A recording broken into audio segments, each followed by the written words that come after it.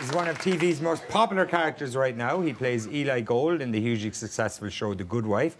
And in real life, he himself is a bit of a political activist. He's got a fascinating life story. Please welcome Alan Cumming.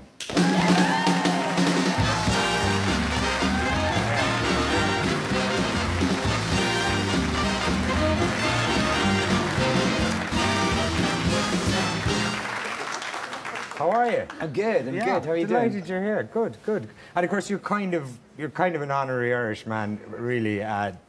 Circle of friends and all that. Because of Sean Walsh. Yeah. Will we just remind people of it? Do you mind? Please, I'd love to see it. A little clip there of it.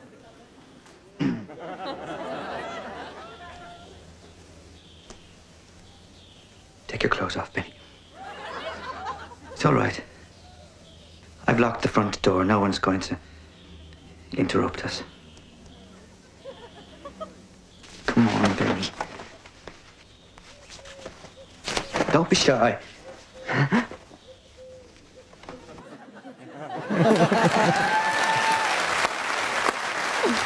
my God. I kind of disturbed me. Apparently, that character, it struck a chord with a lot of people. Yeah, they still know you for that. Yes, it's one of those. You know, that was what, I don't know, 1994 or something. We shot that. Still, it's one of the biggest things that people talk to me about when on the street and everything. But of course, now you're doing the Good Wife, which is a huge show and a fantastic show, and you play Eli Gold. But I believe you originally you only went in to do like one episode, yeah? Yeah, well, yes, I did. I went to do. They said, oh, one, maybe, you know, don't know how many. And I actually, it was funny. Like American TV is really weird. They kind of, it's all. I realise now it's also last minute, and they don't really know what they're doing. Really? Yeah. Yeah, yeah, really. And I got asked to be in it, and I was doing a film at the time. I was in that burlesque film with Cher and Christina Aguilera, and so they said, we want you to do this episode, and I said, oh, I don't think I can because the dates, and my agents and stuff said, read it, you should do it. It's a really great series, and I read it. You know when you don't really know, I hadn't seen it, and you look at, you just quickly flip through something, and you think, I don't know, what's this about? Really? I don't get it. Yeah. And so I was like, I don't want to. And so Are you getting it now? I get it now, yes. But then I said that's why you pay your managers and agents so much money. They sometimes make good decisions for you. Yeah. So you did the one, and then Eli Gold proved so popular that they basically brought him back. Well, yeah, like before it came out on TV, they kept. So by the end of the first season, they'd asked me to stay on. Like I kept doing more and more episodes, and then they asked me to stay on as a regular, not a regular person, a series regular. A series regular. I've had a few vodkas. What? I've had a few vodkas. Okay, great.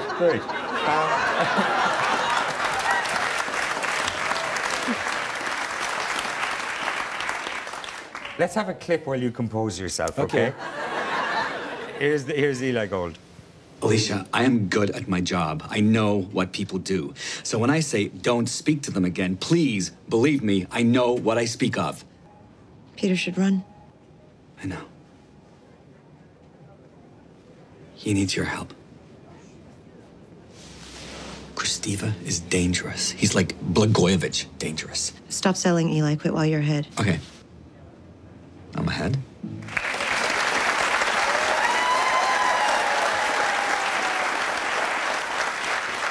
If I may say something completely idiotic, it really shows that when you see it there and then you watch that, you can really act, can't you? Because That's crazy, yeah. like you're so American and so straight and everything in that, and here you are Scottish and, you know, the rest of it. Crazy camp. Yeah. Are you crazy camp in real life? No, I'm not. No, I'm not. I'm not. But you know, I have a husband. I'm not a straight person. That's okay. That's okay. I think so. Yeah, and you're home in Scotland at the moment doing a one-man. Oh, there's me. Look, as my husband. There we are. Oh yeah, there you go. Yeah. Yeah, He's a good-looking guy, isn't he? Yank. He's a Yankee. Yeah. But what can you do? And yeah, he's lovely. He's a darling. I've just been in my dressing room because we have this camera. We have a house in the Catskill Mountains in upstate New York. Lovely, and it's very like the terrain I grew up in Scotland. And we have a camera on our house that looks out at the meadow and the trees, and there's a trampoline. I'm trying to get him to go and jump on it so I could see him on my phone. Yeah. Didn't work out with your RTE internet service, no. I'm sorry about that. We're very short of money around here. I at the heard, moment, yeah. So it's actually a good thing that people think the internet isn't working because they think they're not paying the bills and That's they like right. that kind And they of might thing. do that competition and everything and call in and... Yeah, please do call, yeah. So you're back in Scotland back then in to Glasgow. do... Yes, I'm doing... but it's a one-man Macbeth, yes? Well, no, there's 3 people in it, but I play all the parts. It's Macbeth and set in a mental hospital, and I'm a patient who kind of... His psychosis is that he plays he tells the story of Macbeth. So there's a nurse and a doctor also in it, but it's basically I do all of Macbeth. Wow, that sounds I know, like it's hard work. absolutely nuts. There are actors out there doing theatre, right, who would kill to get a cushy job like The Good Wife, and they'd never work again, pop in and do that. But all of you, when you do well and everything, you kind of have this, oh, the theatre was always my first love, and you want to go back and break your asses getting out there every night doing that. Well, kind of, I suppose. But I've always been like that. I've always sort of... it's not so much the theatre necessarily, but it's about every now and then I feel I have to do something that challenges me, that I think I really can't do it, that scares me. And that could be a film. Actually, last summer, in the break between The Good Wife, I did a movie that I thought, I can't do this.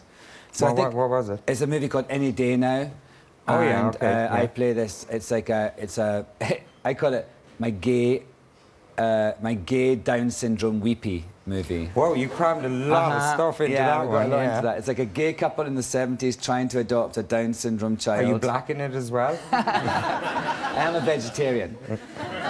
But, you know, it was like, just things where you think, why am I doing this? It's just so nuts. Yeah. And with Macbeth, now... Can I ask you, was there a child with Down syndrome acting the part of the child with Down syndrome? Yeah, he wasn't a child, actually. He was 21, but he played 15 in the film. He's lovely, a boy called Isaac. He's absolutely... And actually, that was the most amazing thing about doing that film, was getting to work with him and being around someone who... well, not just because he has Down syndrome, but partly, you know, his spirit was so amazing that every day you remembered what it was to be joyful or totally sad or anything. It was a really... Or just to be in the moment all the time. Yeah, he was just completely like... You know, when he was happy, he was just so happy, he would just tell you. It was absolutely a beautiful experience. Very nice. And listen, I know that one of the other reasons you're home, apart from the challenge, is you're quite close to your mother. And you always get home to see her when you can, yes? Yes, yes. Yeah. She's... is she here? No. Going to be a surprise. She's going to pop out with some scones. No, I was proud. You know what? I was leading up to that. Maybe your relationship with your father is a bit more complex. Oh well, very complex considering he's dead. Okay. So yeah. Where are you going with this, Brendan? Was a bit more complex. Oh, yes, when he was alive, it was pretty complex. Yeah. But yes. So yes, I didn't have a great. My father was not a great man. But luckily I had a great woman as my mother, and you know, I actually think that, you know, I said this before, but my father told me I was worthless, and my mother told me I was precious, and I think I've ended up in an even keel. Very good. So you took the best.